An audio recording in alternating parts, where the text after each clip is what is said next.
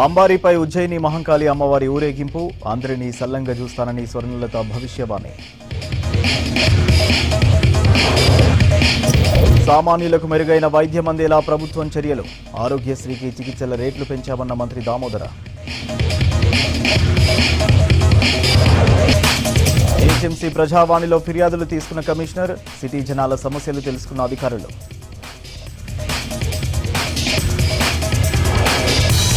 పబ్బుల్లో వరుస దాడులు, డ్రగ్స్ కట్టడికి పోలీసుల చర్యలు, డ్రగ్ ఫ్రీ తెలంగాణగా మార్చేందుకు కృషన్న ఎస్పీ సీతారాం. పాతబస్తీ షంషేర్గంజ్ లో కూలిన చెట్టు, ఒకరు మృతి, ముగ్గురికి తీవ్ర గాయాలు.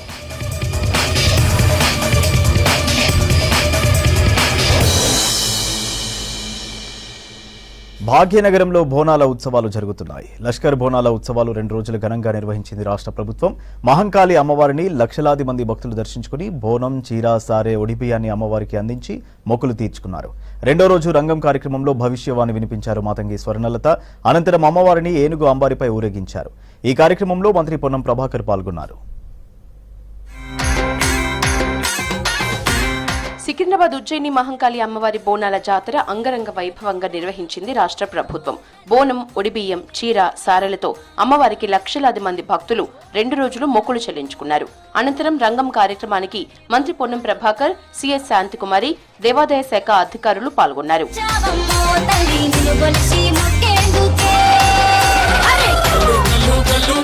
అమ్మవారి భవిష్యవాణి వినిపించారు మాతంగి స్వర్ణలత. భక్తుల పూజల పట్ల సంతోషం వ్యక్తం చేసిన అమ్మవారు ఈ ఏడాది వర్షాలు సమృద్ధిగా పడతాయని చెప్పారు. పాడి పంటలు బాగా పండుతాయని తెలిపారు. తెలంగాణ ప్రజల్ని సుభిక్షంగా కాపాడుకుంటామన్నారు మాతంగి స్వర్ణలత. మీ కోరికలు తీర్చడానికి ఉన్నాను. వర్షాలు మీకు కోరినన్ని వర్షాలు ఉన్నాయి. మీకు ఎంత కోరుకుంటే అంత విధంగా ఉన్నాయి, కానీ అంతకు మించి మీరు కోరుకోకండి.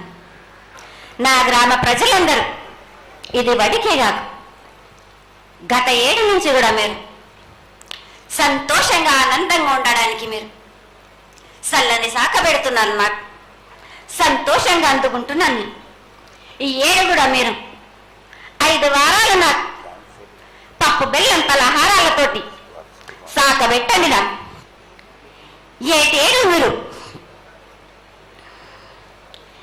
మీ విద్యను కానీ దాని కానీ చదువును కానీ మీరు ఎక్కువ చేసుకున్నారు అనుకుంటున్నారు, కానీ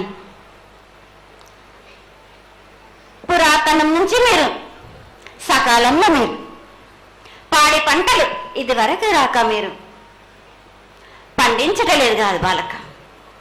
ఔషధం ఇస్తే మీరు మించి ఔషధాన్ని మీరు ప్రయోగిస్తున్నారు. మీరు దానివల్ల ఈ రోగాలన్నీ మీకు ఈ ప్రభావం చెందుతున్నాయి. మీకు ఔషధాలు మీరు తగ్గించుకొని మీరు పాడి పంటలు మీరు సమృద్ధి చేసినట్టయితే తప్పనిసరిగా అనారోగ్యం అన్నది తగ్గుతుంది. బాలక ఏడేడ చేసేది రక్తపాశం ఇవ్వట్లేదు కదా బాలక. మీకు నచ్చినట్టు మీరు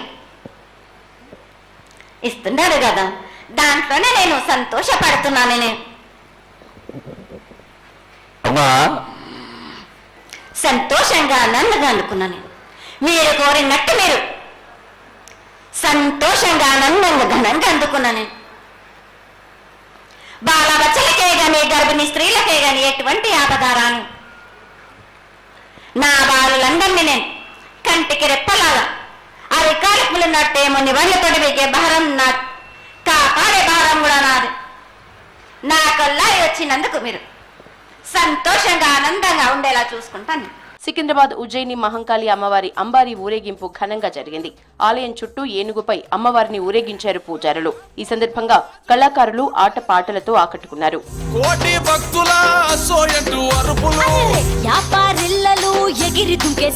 గ్రేటర్ హైదరాబాద్ లో ఆషాఢ బోనాల పండుగ ఎంతో వైభవంగా జరుగుతోందన్నారు మంత్రి పొన్నం ప్రభాకర్. అన్ని విభాగాలు ప్రజల సహకారంతోనే బోనాల పండుగను ఘనంగా నిర్వహిస్తున్నామన్నారు. వచ్చే ఆదివారం లాల్ దర్వాజా బోనాలు చరిత్రాత్మకంగా నిర్వహిస్తామన్నారు మంత్రి పొన్నం. ఈ కార్యక్రమం సహకారం కావడానికి, విజయవంతం కావడానికి ప్రజల భాగస్వామ్యం, ప్రజల యొక్క ఆకాంక్ష, దాని ప్రకారంగా ఈ అమ్మవారి యొక్క కార్యక్రమం విజయవంతంగా ముగుస్తుంది. 28 నాడు లాల్ దర్వాజా బోనాలు చారిత్రాత్మకంగా ఉండబోతాయి. సికింద్రాబాద్ ఉజ్జయిని మహంకాళి అమ్మవారి బోనాలు ఘనంగా నిర్వహించింది ప్రభుత్వం. బోనాల జాతర, రంగం కార్యక్రమం, అమ్మవారి ఊరేగింపును నిర్వహించారు. లక్షలాదిగా మహంకాళి అమ్మవారికి బోనాలు, చీర, సారె అందించి మొక్కులు చెల్లించుకున్నారు.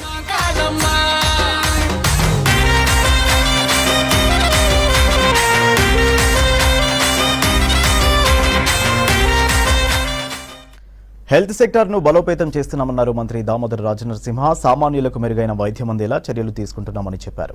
పేదల వైద్యం కోసం ఆరోగ్యశ్రీకి నిధులు పెంచామని చెప్పారు. ఆరోగ్యశ్రీలో కొత్తగా తీసుకున్న నిర్ణయాలతో ప్రభుత్వంపై అదనంగా 438 కోట్ల భారం పడుతుందన్నారు. కొత్త నిర్ణయాలతో మరో 1,50,000 కుటుంబాలను ప్రభుత్వం ఆదుకుంటుందని చెప్పారు.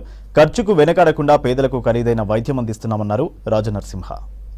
2013 నుంచి 2024 వరకు రాజీవ్ ఆరోగ్యశ్రీ అనే ట్రస్ట్, ప్రభుత్వం నడిపిస్తున్న ట్రస్ట్, దానికి సంబంధించిన కోడ్స్, ప్రొసీజర్స్, రేట్స్ రివైజ్ చేయాలని చెప్పి డిమాండ్ ఉన్నా రివైజ్ చేయలేకపోయారు.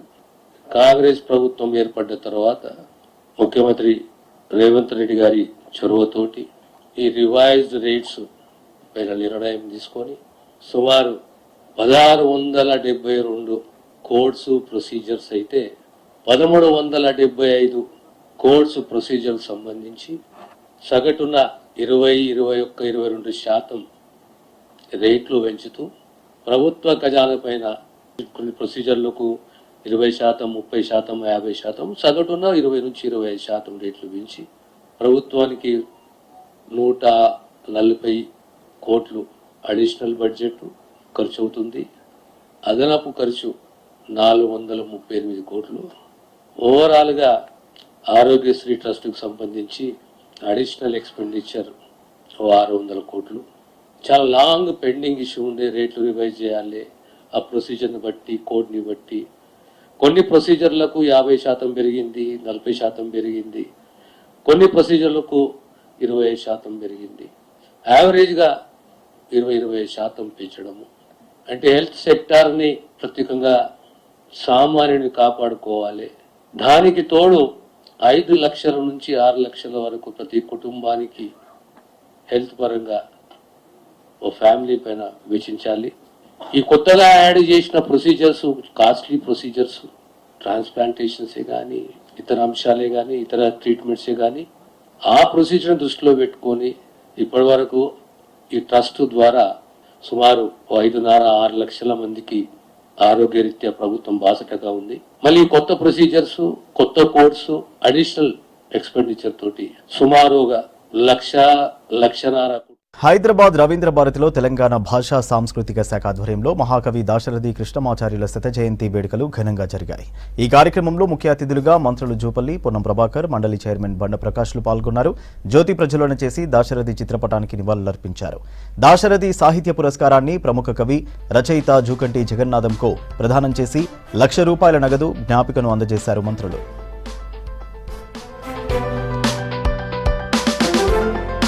కోసం, భుక్తి కోసం, విముక్తి కోసం అయితే ఈరోజు నిధులు, నీళ్లు, నియామకాల కోసం జరిగినటువంటి ఉద్యమ స్ఫూర్తి. ఆ ఉద్యమ స్ఫూర్తిలో ఆనాడు పార్లమెంటు సభ్యుడిగా ఉన్నటువంటి మేము నెవర్ ఒకవేళ 15వ లోక్సభ దాటిపోతే మళ్ళీ తెలంగాణ అనేటువంటిది సుసాధ్యం కాదు అనేటువంటి పట్టుదలతోటి గట్టిగా పోరాడినటువంటి సందర్భంలో ఆనాడు మా అందరికీ స్ఫూర్తిదాతలైనటువంటి ఇటువంటి కళాకారులందరికీ కూడా హృదయపూర్వకంగా నివాళులర్పిస్తాను. అందులో ప్రధానమైనటువంటి పాత్ర ఈరోజు కూడా ఇంటే ఒక ఉద్యమ స్ఫూర్తి. ఆనాడు మా జిల్లాకు సంబంధించిన సీనారే గారు కావచ్చు, ఇలా పక్కనే ఉద్యమాల కిల్లా అయినటువంటి వరంగల్ జిల్లా మహబూబాబాద్ చిన్న గూడూరుకు సంబంధించినటువంటి జూలై 22, 1925లో జన్మించినటువంటి దాశరథి గారు 11 ఏళ్లకే పాటలు రాస్తే పుట్టగానే పరిమళించినటువంటి స్థితిలో వారు చూపెట్టినటువంటి ఒక స్పిరిట్ తప్పకుండా ఈరోజు చాలామంది చెప్తా ఉన్నారు, యువకులు అనేకమైనటువంటి తప్పుడు రకాల పోతా ఉన్నారు. వారు చూపెట్టినటువంటి మార్గదర్శకత్వం, ఆలోచన యువత ఆచరించాల్సినటువంటి అవసరం ఉన్నది. జీవితంలో పుట్టడం గిట్టడం తప్పదు, కానీ చరిత్రలో నిలిచే విధంగా ఇటువంటి ఏ రంగంలోనైనా వారికి ఉండబడేటువంటి వృత్తిపరంగా, అవగాహన ప్రకారంగా, కళ ప్రకారంగా చైతన్య దీపికలై సమాజానికి వెలిగినటువంటి వారి పట్ల, అందులో ముఖ్యంగా ఇప్పుడే మేము అన్న జూపల్లి కృష్ణారావు గారి ఆధ్వర్యంలో ఎగ్జిబిషన్ చూసినప్పుడు అక్కడ ఉండబడే పాట చూస్తే ఎన్నిసార్లు విన్నా ఆ పాటలో ఉన్న అర్థం, ఆ పాటలో ఉన్నటువంటి ఒక జ్ఞానోదయం, ఆ పాటలో ఉన్నటువంటి స్ఫూర్తి ఎప్పుడు కూడా మనం మర్చిపోలేనటువంటిది అనే ఒక మాట మనం చేస్తూ ఈరోజు ఈ కార్యక్రమం అనేటువంటిది ప్రభుత్వ పరంగా పెద్దలు జూపల్లి కృష్ణారావు గారి సాంస్కృతిక శాఖ ఆధ్వర్యంలో ఘనంగా నిర్వహిస్తూ వారికి తెలంగాణ రాష్ట్ర ప్రభుత్వ పక్షాన ప్రజల పక్షాన ఘనంగా నివాళులర్పిస్తూ వారిని సందర్భంగా మరొక్కసారి అందరూ జ్ఞాపకం ఉంచుకునే విధంగా భవిష్యత్తు కార్యాచరణ వారి యొక్క కార్యక్రమాలను క్షేత్రస్థాయి భవిష్యత్ తరానికి తీసుకుపోయే విధంగా సాంస్కృతిక శాఖ అన్ని రకాల చర్యలు తీసుకోవాలనుకో. పద్యాన్ని పదునైన ఆయుధంగా చేసుకుని తెలంగాణ కోసం ఉద్యమించిన దాశరథి పాత్ర చిరస్మరణీయం. నా తెలంగాణ కోటి రతనాల వీణని మనం ఎప్పటి నుంచో వింటున్నాం, దశాబ్దాలు వింటా ఉన్నాం. దాశరథి గారే ఒక రత్నం, తెలంగాణలో దాశరథి గారే ఒక రత్నం.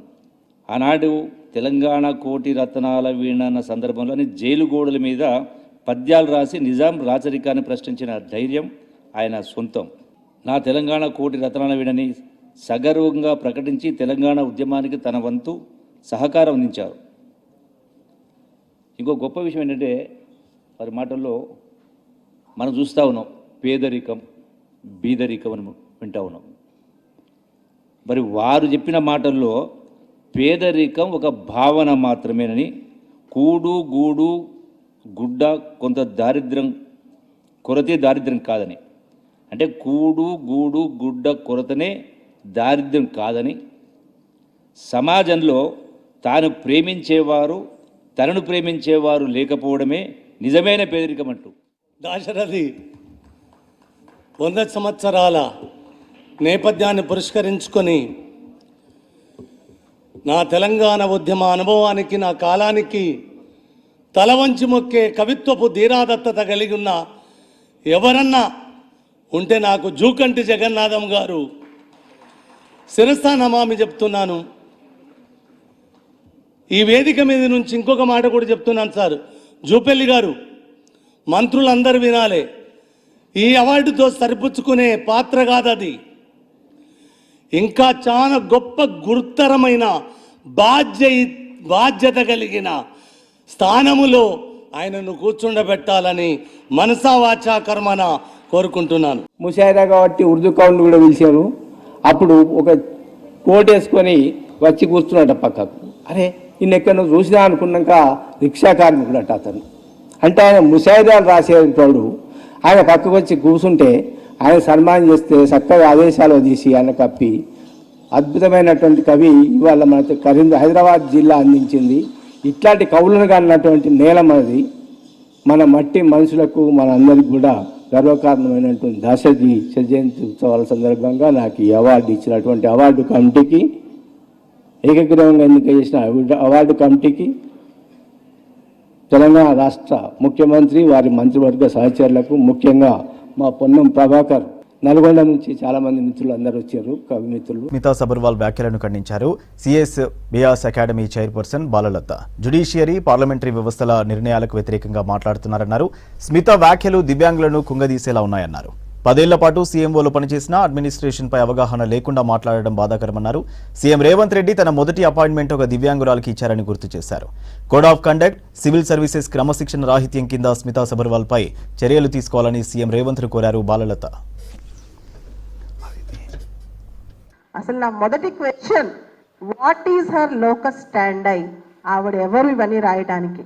ఆవిడకున్న అధికారం ఏంటి? ఎవరిని రానివ్వాలో సర్వీసెస్లోకి, ఎవరిని వద్దో, ఏ సర్వీస్లోకి ఎవరిని తీసుకోవాలో అది పబ్లిక్ పాలసీ. ఒక ఐఏఎస్ ఆఫీసర్ స్థాయిలో ఆవిడ సొంతంగా రాస్తుందా, సొంతంగా మాట్లాడుతుందా, తెలంగాణ ప్రభుత్వానికి ప్రతినిధిగా రాస్తుందా? నా క్వశ్చన్. ఐఏఎస్ ఐపీఎస్ చేయడానికి ఫిజికల్ ఫిట్నెస్ కావాలా, మెంటల్ ఫిట్నెస్ కావాలా? ఇది నా రెండో ప్రశ్న. ఆవిడ పరిగెడుతూ పనిచేస్తుందా, కార్లెక్కి చాపర్లెక్కి పనిచేస్తుందా? ఎన్ని రోజులు ఆవిడ ఫీల్డ్ వర్క్లో పరిగెడుతూ పనిచేస్తుందో నాకు కావాలి. ఆల్రెడీ దివ్యాంగులు సమాజంలో వివక్షకు గురవుతున్నారు. ఆవిడ ట్వీట్ అనేది వివక్షాపూరితంగా దివ్యాంగ సమాజాన్ని అవమానపరిచే విధంగా, దివ్యాంగ సమాజాన్ని కాదు సమాజం మొత్తానికి ఆవిడ హితవు చెప్తుంది. దివ్యాంగులను దూరంగా పెట్టమని.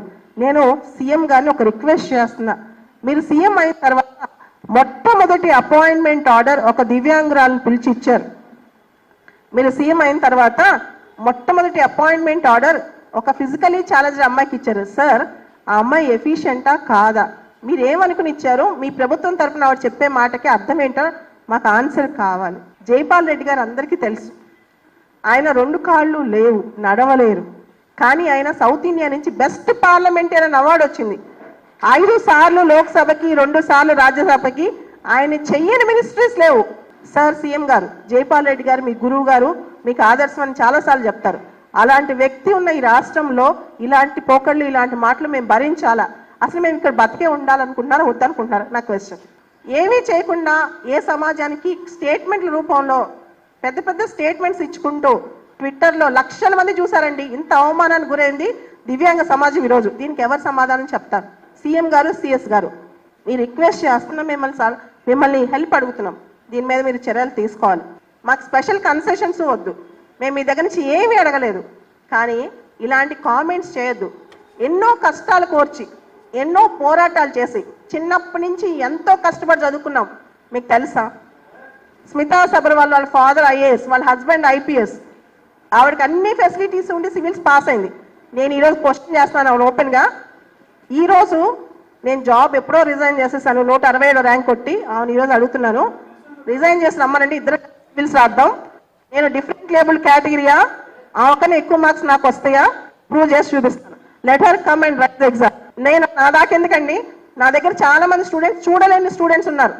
వాళ్ళతో కూర్చోబెట్టమని పరీక్ష రాపిస్తాను, రాయమని చూద్దాం. వాళ్ళ ఎబిలిటీస్ ఏంటో వాళ్ళతో కూర్చుని అడ్మినిస్ట్రేషన్ చేయమని చూద్దాం. స్టీఫెన్ హాకింగ్ 2000 పని చేస్తాయి ఆయన. ప్రపంచంలోనే అతి పెద్ద సైంటిస్ట్. సుధా చంద్రన్ కాల్ లేకపోయినా డాన్సర్. వాళ్ళని మీరు సైంటిస్ట్ డాన్సర్లా చూస్తారా, డిజేబుల్ పర్సన్ లాగా చూస్తారా?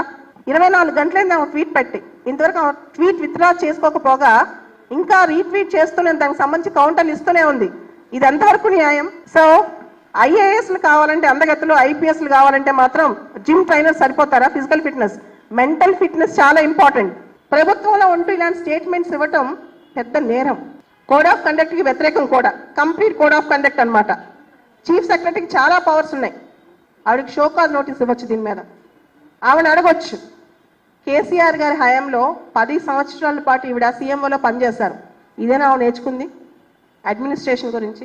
ఆవిడకి ఫిజికల్ డిజబిలిటీ ఉందో లేదో నాకు తెలియదు, కానీ ఖచ్చితంగా మెంటల్గా మాత్రం ఆవిడ అప్సెట్ అయినారు, నాకు అర్థమవుతుంది. మీరు అసలు వద్దు, ప్లేటోలకు థింకర్ చెప్పాడు అనమాట, ఇలాంటి వాళ్ళు బరువు అని చెప్పి.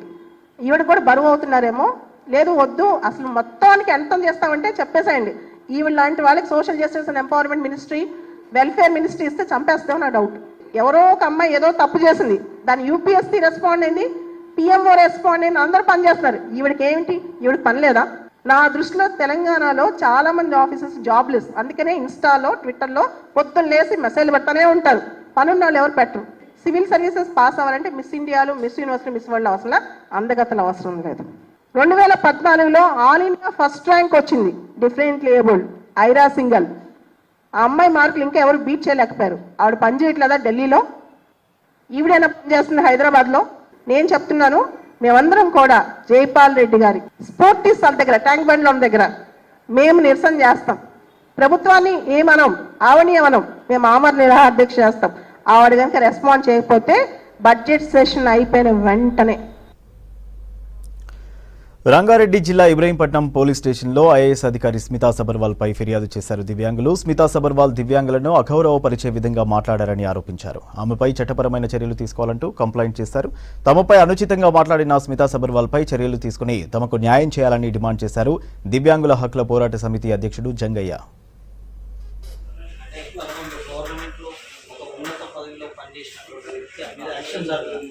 గతంలో మేము కూడా ఉన్న కలెక్టర్ గారి మీద ఫిర్యాదు చేసినాం. స్మితా సబర్వాల్ ఐఏఎస్ హోదాలో ఉండి వికలాంగులు ఐఏఎస్కు పనికిరారని, వికలాంగులకు రిజర్వేషన్లు ఎందుకని ఆమె ట్వీట్ చేయడం జరిగింది నిన్న. మరి ఈరోజు అన్ని దినపత్రికలలో, స్టేట్ పేపర్లో కవర్ అయ్యింది. దానికి నిరసనగా ఈరోజు అన్ని రాష్ట్ర వ్యాప్తంగా ఉన్నటువంటి అన్ని పోలీస్ స్టేషన్లో ఆమె మీద మరి ఫిర్యాదు చేయడం జరిగింది. అందులో క్రమంగా ఇబ్రాహీంపట్నం పోలీస్ స్టేషన్లో కూడా ఫిర్యాదు చేసినాం.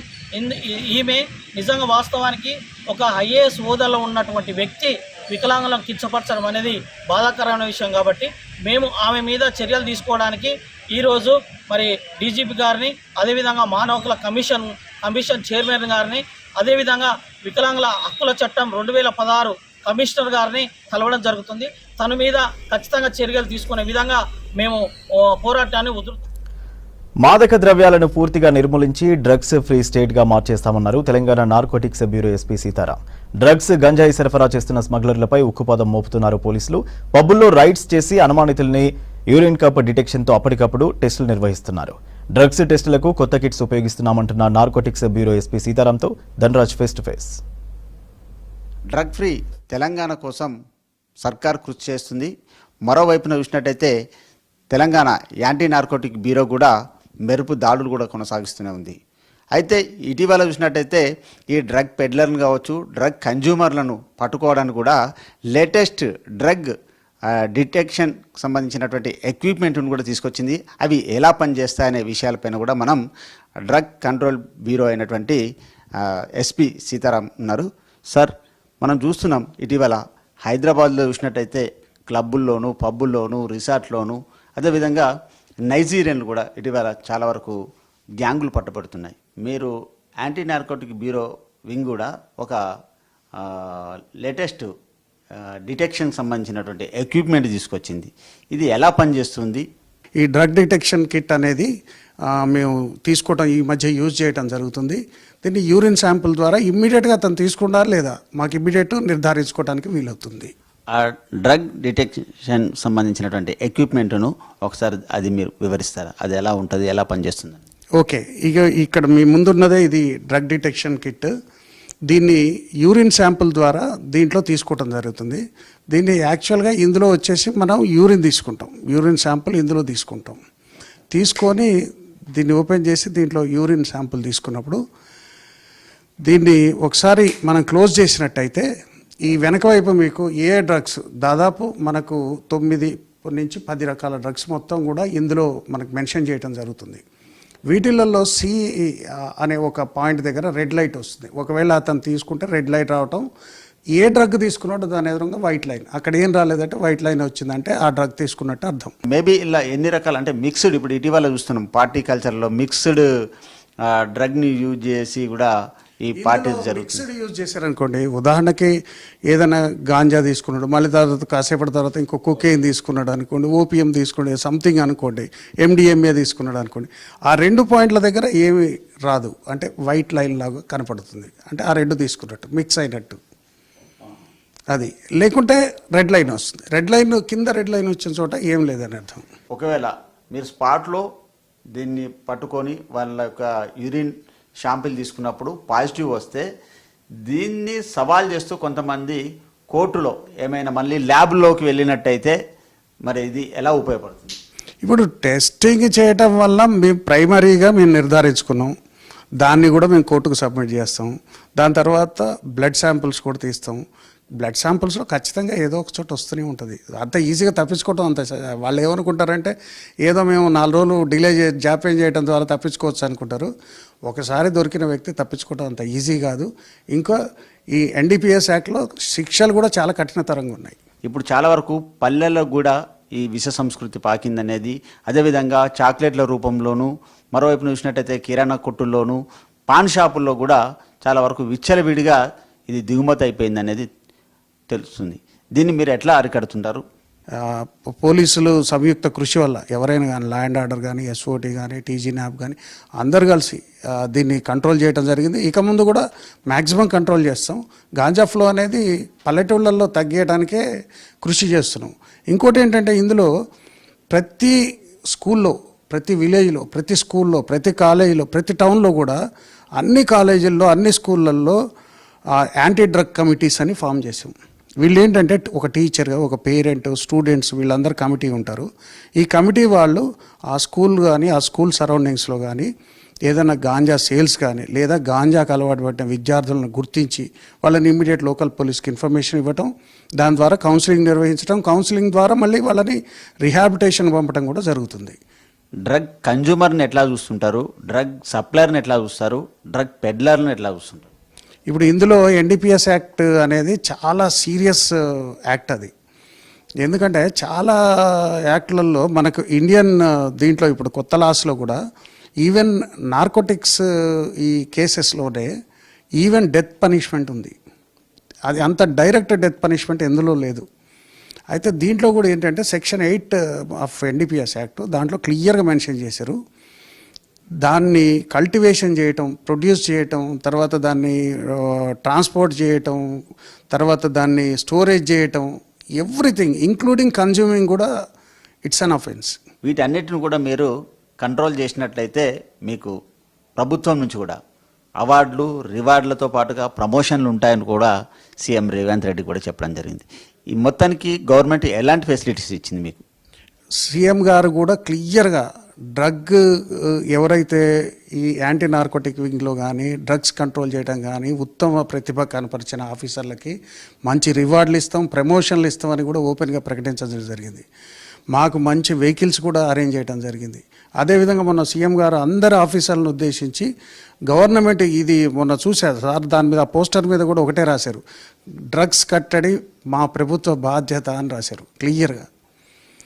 కాబట్టి సీఎం గారే అంత కృతనిశ్చయంతో ఉన్నప్పుడు ఏం యాక్షన్ అయినా తీసుకోమన్నారు. డ్రగ్ ఎవడైనా తెలంగాణలో డ్రగ్ కనుక పెడ్లర్ ఉన్న, కన్జ్యూమర్స్ ఉన్న వాళ్ళని ఎట్టి పరిస్థితుల్లో కంట్రోల్ చేయండి, ఏం యాక్షన్ అయినా తీసుకోండి అని సీఎం గారు స్వయంగా చెప్పిన తర్వాత ఇంకా అంటే రెట్టించిన ఉత్సాహంతో పోలీసులు అందరూ ఈరోజు పనిచేస్తున్నారు. కాబట్టి ఆ రివార్డులు మాకిచ్చే ఈ ప్రమోషన్స్ కూడా ఇస్తామన్నారు. అదేవిధంగా ఇప్పుడు ఎవరైతే మంచి ఇన్ఫర్మేషన్ ఇస్తున్నారో వాళ్ళకి మంచి నగదు రివార్డు ఇస్తున్నారు. దాదాపు 2 లక్షల వరకు రివార్డు ఉంది. దాంతో చాలామంది ముందరికి వస్తున్నారు. ఇంతకుముందు ఇన్ఫర్మేషన్ ఇస్తే మాకేంటి అనేది ఉండేది. ఇప్పుడు ఇన్ఫర్మేషన్ ఇస్తే మీకు నగదు బహుమతి వస్తుంది క్లియర్గా. డ్రగ్ దీనికి టోల్ ఫ్రీ నెంబర్ కూడా పెట్టాం మేము, 8712671111. దానికి ఎవరైనా ఇన్ఫర్మేషన్ ఇచ్చినప్పుడు వాళ్ళకి మంచి ప్రోత్సాహక నగదు బహుమతి ఇస్తాం. అదేవిధంగా వాళ్ళ పేర్లు కానీ వివరాలు కానీ గోప్యంగా ఉంచుతాం. ఇది మా డైరెక్టర్ గారు ఆల్రెడీ పెట్టారు. దీని ద్వారా వస్తుంది, రివార్డులు అందుకుంటున్నారు కూడా. అదేవిధంగా ఎవరైతే చేస్తారో పోలీస్ అధికారులకు కూడా మంచి ప్రోత్సాహకాలు ఉన్నాయి. అదే వాళ్ళకు కూడా మంచి రివార్డ్స్ వస్తున్నాయి, ఎన్నడూ ఊహించని రివార్డ్స్. అంతేకాకుండా సినీ పరిశ్రమలు కూడా ఈ డ్రగ్స్ సంబంధించిన మూలాలు కూడా వేలునుకునే ఉన్నాయి. గతంలో కూడా మీరు ఎన్నోసార్లు రైడ్ చేశారు, ఎగ్జామ్ చేశారు, పట్టుబడుతున్నారు, బయటకు వస్తున్నారు. ఈ సినీ పరిశ్రమలో పట్టుబడ్డప్పుడు వీళ్ళకి ఎలాంటి శిక్షలు ఉంటాయి? మీరు వాళ్లకు యాంటీ నార్కోటిక్ బ్యూరో నుంచి కూడా ఎలాంటి, అంటే మీ బ్యూరో నుంచి ఎలాంటి? ఈ ఎన్డీపీఎస్ యాక్ట్ కింద వచ్చిన కండిషన్స్ అన్నిట్లలో ఎవరైనా డ్రగ్ రవాణా చేసినా, పండించినా, కన్జ్యూమ్ చేసినా, ఏది చేసినప్పటికి కూడా ఒక నేరస్తుడిగానే పరిగణిస్తాం. నేరస్తుడిగానే అతనికి శిక్ష ఉంటుంది. దాంట్లో ప్రత్యేకంగా ఈ హోదాలు గీదాలు ఏమి ఉండవు అందులో. ఇది దాంట్లో అందరినీ ఒకే రకంగా చూస్తాం మేము. ఈ డ్రగ్స్కు ఎందుకు అడిక్ట్ అవుతున్నారు? అదేవిధంగా ఈ డ్రగ్స్ పైన కూడా మీ యాక్షన్ ప్లాన్ కూడా ఎలా ఉంటుంది? ఇందులో ముఖ్యంగా అండి యువత కావచ్చు, తర్వాత ఈరోజు విద్యార్థులు కావచ్చు, యువత కావచ్చు, లేదా పెద్ద సెలబ్రిటీస్ కావచ్చు, ఈ డ్రగ్స్ అనే దానికి ఎందుకు అడిక్ట్ అవుతున్నారు అన్నది పెద్ద క్వశ్చన్. దీంట్లో ముఖ్యంగా ఏంటంటే ఇదివరకు రోజులలో ఇంత ఒత్తిడి ఉండకపోయేది. ఇప్పుడు విద్యార్థులు ఉన్నారు, అందరికీ చదువుకోవాలని ఒత్తిడి, క్లాసెస్కి అటెండ్ కావాలని ఒత్తిడి, లేదా ఎగ్జామ్లో ఫెయిల్ అవుతామనే ఒత్తిడి. అంటే దీనికి కొన్ని రకాలుగా చూస్తే మానవ సంబంధాలు కావచ్చు, అవి పలచబట్టం కావచ్చు, మానవ సంబంధాల్లో కొంచెం తగ్గిపోయినాయి. తర్వాత రెండోది విద్యార్థుల మధ్యలో పోటీతత్వం పెరిగింది, ఉద్యోగస్తుల మధ్యలో పోటీతత్వం పెరిగింది. ఉదాహరణకు ఐటీ ఎంప్లాయీస్ని తీసుకోండి, రోజుకు 10 గంటలు పనిచేస్తారు. దాని తర్వాత ఒక విధమైన ఒత్తిడిలోకి వచ్చేస్తారు వాళ్ళు. ఇది కాకుండా సెలబ్రిటీ కొన్ని అపోహలు ఏంటి, కాసేపు డ్రగ్ తీసుకోగానే మనం ఆ ఒత్తిడి నుంచి బయటకు వస్తాం, మనం మంచిగా ఉంటాం, మనం కొంతకాలం తీసుకుంటే మనకు తాత్కాలికంగా కష్టాలు మర్చిపోతాం, తాత్కాలిక ఆనందం వస్తుంది, తర్వాత దీంతో గ్లామర్ వస్తుంది, తర్వాత దీని ద్వారా కొంచెం ఏదన్నా మనకు ఒక ఆర్ట్ ఉంటే అది ఎన్హాన్స్ అవుతుంది, అది పెరుగుతుంది అని ఇవన్నీ అపోహలు. చాలామంది విద్యార్థులు మన రీసెంట్గా కూడా మేము చూసినప్పుడు సివిల్స్ యూపీఎస్సీ ప్రిపేర్ అయ్యే పిల్లలు కూడా గాంజా తీసుకోవటం ఇవన్నీ ఉన్నాయి. ఎందుకని మేము క్వశ్చన్ చేసినప్పుడు వాళ్ళు చెప్తున్నారు అది తీసుకోవడం వల్ల మాకు ఏకాగ్రత పెరుగుతుందని. ఏకాగ్రత ఎక్కడ పెరుగుతుంది వాళ్ళకి? గాంజా తీసుకోవటం వల్ల వాళ్ళ మెదడు, వాళ్ళకుండే వాళ్ళ మైండ్ ఆ డ్రగ్కి ఇన్ఫ్లుయెన్స్ అయిపోయి వాడు ఆ మత్తులో ఏదో అనుకుంటాడు. యాక్చువల్గా ఇందులో డ్రగ్స్ అనేవి డోపమైన్ ఒకటి, సెరోటోనిన్ అని 2 ఎంజైమ్స్ని ఇన్ఫ్లుయెన్స్ చేస్తుంది మెయిన్గా. ఆ డోపమైన్ తీసుకున్నప్పుడు అదో రివార్డ్ ఇదన్నట్టు సర్క్యూట్, అంటే నువ్వు చేసే పని చాలా బాగుందని మనకు రివార్డులు పంపుతుంటుంది అన్నట్టు. అది ఈ డ్రగ్ పోయి డైరెక్ట్ దాని మీద ఇన్ఫ్లుయెన్స్ చేస్తుంది. చేసినప్పుడు వాడికి చేసే పని వాడు కరెక్టే అనుకుంటుంటాడు. తర్వాత రెండోది ఈ సెరోటోనిన్ అనేది అది జాయ్ అన్నట్టు, మంచి ఆనందం కలిగించే ఎంజైమ్. అదేం చేస్తుంది, అరే నువ్వు చేసే పని బాగుంది, మంచి హ్యాపీగా ఉన్నా నేనని అది కూడా చూపిస్తుంటుంది. ఓవర్ ద టైం ఈ రెండింటికి వచ్చేసరికి మనకు సేమ్ మైండ్ మీదే ఫ్రంటల్ కార్టెక్స్ అని ఒక ప్లేస్ ఉంటుంది. అదేంటంటే మనం మంచి పని చేసేది మంచి పని చెడ్డ పని నిర్ధారిస్తుంది మన మైండ్లో. అది దాని విజ్ఞత కోల్పోతుంది అన్నట్టు. అది నువ్వు చేసేది మంచి పని చెడ్డ పని తెలియదు. అందుకే డ్రగ్ చేసిన వాళ్ళు, డ్రగ్ అలవాటు అయిన వాళ్ళు ఏది మంచో ఏది చెడో నిర్ధారించుకోలేరు. వాడు చేసేది కరెక్టే అనుకుంటుంటాడు. తర్వాత వాడు చేసే ప్రతిదాని నుంచి ఆనందం మోదుతున్నట్టు అనుకుంటాడు. ఇదంతా తాత్కాలికం. ఒకసారి దీని ఇన్ఫ్లుయెన్స్లో పోయిన తర్వాత ఇక వాడు కోలుకోవడం కష్టం. కాబట్టి ఈ విద్యార్థులు చిన్న చిన్న ఒత్తిళ్ళు, చిన్న చిన్న సమస్యలకు లోనై డ్రగ్స్కి అలవాటు అవుతున్నారు. ఇది తెలంగాణలోని యాంటీ నార్కోటిక్ బ్యూరో ఎస్పీ అయినటువంటి సీతారాం చెప్పినటువంటి విషయాలు. అంతేకాకుండా తెలంగాణలో ఎక్కడికక్కడ డ్రగ్ను కంట్రోల్ చేయడం, ఎన్ఫోర్స్మెంట్ దాడులతో పాటుగాను ఎడ్యుకేట్ చేస్తూ కూడా మొత్తం మీద ఈ డ్రగ్ని తెలంగాణలో డ్రగ్ ఫ్రీ తెలంగాణ మార్చడమే తమ ఉద్దేశం అంటున్నారు. కెమెరామెన్ శ్యామ్తో నార్కోటిక్ బ్యూరో నుంచి హైదరాబాద్, V6 న్యూస్. హైదరాబాద్ నుంచి హిమాలయాలకు బైక్పై ప్రయాణించి ఉమ్లింగ్ లా పాస్ని చేరిన ఫస్ట్ హైదరాబాద్గా రికార్డు సృష్టించారు హారిక అనే బైక్ రైడర్. మే 25న జర్నీ ప్రారంభించిన హారిక ప్రతికూల పరిస్థితుల్లో 100 కిలోమీటర్లు బైక్పై ప్రయాణించారు. భారత్ చైనా బార్డర్లో సముద్ర మట్టానికి దాదాపు 19,000 అడుగుల ఎత్తులో బైక్ రైడ్ చేసిన హారికతో నరేందర్ ఫేస్ టు ఫేస్.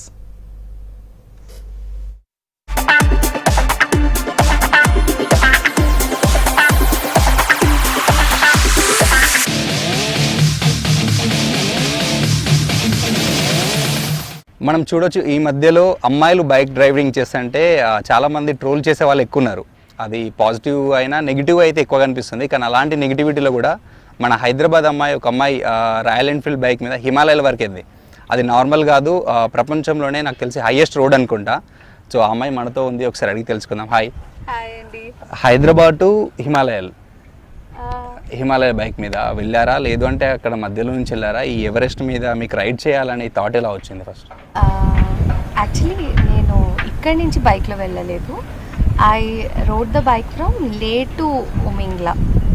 అయితే నాది total I kept my trip for long. Direct లే నుంచి అయితే అక్లమటైజేషన్ ఇష్యూస్ వస్తాయి మనకి. అందుకని శ్రీనగర్ నుంచి టైం తీసుకుని లే రీచ్ అయ్యి, లే వెళ్ళాక కొంచెం లదాఖ్ లోకల్ మొత్తం తిరిగి లంగ్స్కి ఆ లో ఆక్సిజన్ లెవెల్స్ బాగా అలవాటు అయ్యాక అప్పుడు బైక్ హైర్ చేసుకొని I went to Umlingla. So ఈ థాట్ ఎలా వచ్చింది అంటే మీకు బైక్ రైడ్ చేయాలని చెప్పేసి అక్కడ ఆ ఏరియాలో? ఒక 2 years బ్యాక్ నా ఫ్రెండ్, అక్కడికి వెళ్ళొచ్చిన ఫ్రెండ్స్ ఆ రోడ్ డిస్క్రైబ్ చేశారు.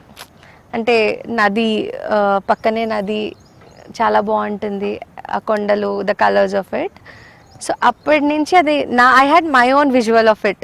సో ఈ మధ్యలో చూసుకుంటా అంటే హైదరాబాద్ అయినా ఎక్కడైనా పేరెంట్స్ ఒక స్కూటీ మీద ఒక అమ్మాయి బయటికి వెళ్తుంటేనే ట్రాఫిక్లో కావచ్చు, మనం బాగున్నా ఎదుటి వాళ్ళు ఎలా వస్తారు అని చెప్పేసి జాగ్రత్తగా వెళ్ళు అని చెప్తారు. లేదంటే చాలామంది వద్దు ఒకదాని ఎందుకు అవసరం అని అంటారు. మీరు సింగిల్గా లే నుంచి వెళ్ళి ఉమ్మింగ్లా వరకు వెళ్తే ఇంట్లో ఏం అంటే ఎలా రెస్పాండ్ అయ్యారు వాళ్ళు? సపోర్ట్ ఉందా లేకపోతే ఎలా? అంటే మమ్మీకి she knows how I drive or ride. ఆవిడ నేను డ్రైవ్ చేస్తే పక్కన నిద్రపోతారు, ఇంకెవ్వరు డ్రైవ్ చేసినా నిద్రపోరు. So she knows I'm very safe to be with.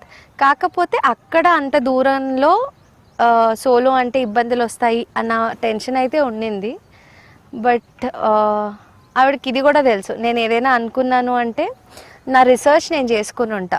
ఏదో దూకుడుగా వెళ్ళిపోవడం కాకుండా నా సేఫ్టీ మెజర్స్ అన్నీ చెక్ చేసుకుని అంతా ప్లాన్ చేసుకుని వెళ్తాను అన్న కాన్ఫిడెన్స్ కూడా ఉంది. లే టు ఉమింగ్లా వరకు మీకు రోడ్ ట్రిప్ కదా, ఎన్ని కిలోమీటర్లు వచ్చింది మొత్తం? లే టు అప్ అండ్ డౌనా లేదంటే ఓన్లీ అప్ అండ్ డౌన్? రఫ్లీ అరౌండ్ ఒక 750 కిలోమీటర్స్ వస్తుందండి. అంటే ఎన్ని డేస్ పట్టింది మీకు? నేను 3 days తీసుకున్నా. మోస్ట్ ఛాలెంజెస్ థింగ్స్ ఏమున్నాయి దాంట్లో? ఫస్ట్ వెదర్, అండ్ ఇప్పుడు లదాఖ్లో మే టు సెప్టెంబర్ సమ్మర్ అయితే the sun is too harsh, humidity ఉండదు, ఇలా ఉండదు, ఇలా కూర్చోలేం మనం. Sun will be too harsh. ఇట్లా ఏం లేకుండా వెళ్ళిపోతే your skin will have a skin burns వచ్చేస్తాయి. At the same time climate చాలా చల్లగా ఉంటుంది. రెండు extreme combinations, sharp sun with extreme cold winds, బాగా బ్రీతింగ్ ఇష్యూస్ వస్తాయండి. That is the reason acclimatization అనేది చాలా ఇంపార్టెంట్. అంటే జస్ట్ లదాఖ్ ఒక మేబీ ఒక 1 week or 10 daysలో చేసి వచ్చేయచ్చు. అది కాకుండా నేను 24 days ట్రిప్ పెట్టుకుంది ఎస్పెషలీ ఫర్ దిస్. ఎక్కడ అక్లమటైజేషన్ ఇష్యూస్ రాకూడదు అని స్లోగా ఆ హైట్స్కి అలవాటు పడుతూ, ఈవెన్ లేలో కూడా ఎక్కువ వాకింగ్ అది చేసి then your lungs will get used to it. So అందుకని ఫార్చునేట్లీ నాకు హెల్త్ ఇష్యూస్ ఏం రాలేదు. But I carried everything, medicines, oxygen sprays. Especially Umlingla వెళ్ళాక మై ఫ్రెండ్స్ ఆర్ తెలిసిన చాలామంది అక్కడ డిజీనెస్, బ్రెత్లెస్నెస్ వచ్చేసింది అన్న కంప్లైంట్స్ చాలా విన్నాను. సో అందుకని ఆక్సిజన్ స్ప్రేస్ కూడా పట్టుకెళ్ళాను. జాగ్రత్తకి 2 పట్టుకెళ్ళాను. But fortunately I didn't have to use it. So మీరు ఫన్ కోసం మీ సరదాగా వెళ్ళిన రైడ్ ఇప్పుడు ఒక హిస్టరీ లాగా మిగిలిపోయింది. ఎలా అనిపిస్తుంది? I'm still trying to process it. అంటే నాకు అది it was my bucket list dream. కొంచెం ఏదో ధైర్యం చేశానేమో. ఓకే, లిటిల్ సోలో అంటే ఇట్స్ నాట్ ఈజీ. ఏదైనా అయితే చాలా కష్టం. అక్కడ జనాల వల్ల ఇబ్బంది ఉండదు, but it is so deserted. So help రావడం కష్టం. నన్ను చూసి ఇంకొంతమంది అమ్మాయిలు ఏ ఫీల్డ్ అయినా అవ్వండి, don't need to take a bike and go to Umlingla. చిన్న చిన్న వాళ్ళ విషెస్ పూర్తి చేసుకోకుండా అలా సప్రెస్ చేసి పెట్టేసుకుంటారు కదా, వాళ్ళు కొంచెం ధైర్యం తెచ్చుకొని అవి పూర్తి చేసుకుంటే అది నాకు ఎక్కువ సంతోషం ఇప్పుడు దీనికంటే కూడా. సో నార్మల్గా ఎవరెస్ట్ బేస్ క్యాంప్ కావచ్చు, ఎవరెస్ట్ ఎక్కే వాళ్ళు కూడా 100% ఉండదు మనం రిటర్న్ వస్తామా లేదా అని చెప్పేసి కొంచెం ఎక్కడో, అంటే అది మన చేతిలో ఉండదు. సో మీకు ట్రావెల్ జర్నీలో ఎక్స్పీరియన్స్ ఏమన్నా భయం కలిగిన సిచ్యువేషన్స్ అలాంటివి ఏమన్నా ఉన్నాయి?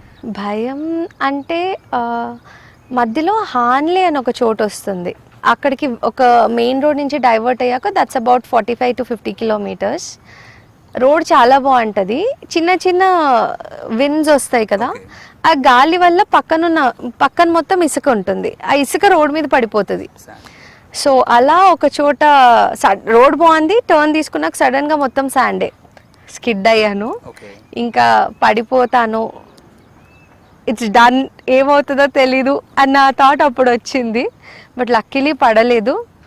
సో అప్పుడు కొంచెం భయం. ఎందుకంటే ఏదైనా ఇరిగితే nobody will be there to help you. Army వాళ్ళు ఇంకా చుట్టుపక్కల మొత్తం ఆర్మీ క్యాంప్స్ కాబట్టి. సో ఇప్పటివరకు ఉన్న మీ జర్నీలో బిగ్గెస్ట్ ఛాలెంజెస్ ఇప్పుడు రైడింగ్లో లేకపోతే ఇంతకుముందు కావచ్చు ఏమనిపించింది?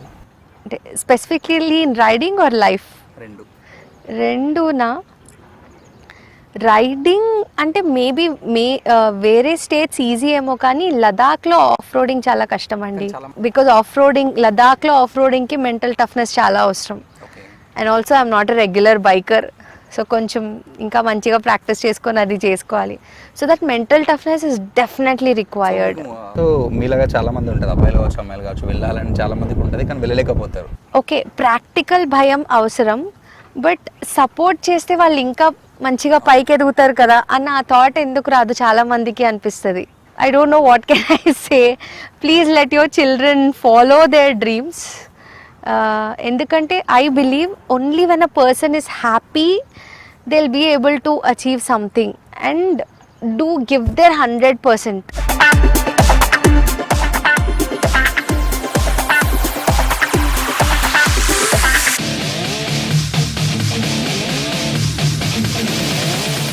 సో ఇది ఓవరాల్గా అంటే నెక్స్ట్ కమింగ్ రైడ్ కూడా తను సక్సెస్ఫుల్గా సాధించాలని అలాగే చిన్న చిన్న విషెస్ ఉన్న వాళ్ళు కావచ్చు, చిన్న చిన్న డ్రీమ్స్ ఉన్న వాళ్ళు కావచ్చు, ప్రతి ఒక్కరు ప్లానెడ్గా వెళ్ళి వాళ్ళ డ్రీమ్స్ కూడా ఫుల్ఫిల్ చేసుకోవాలని కోరుకుందాం.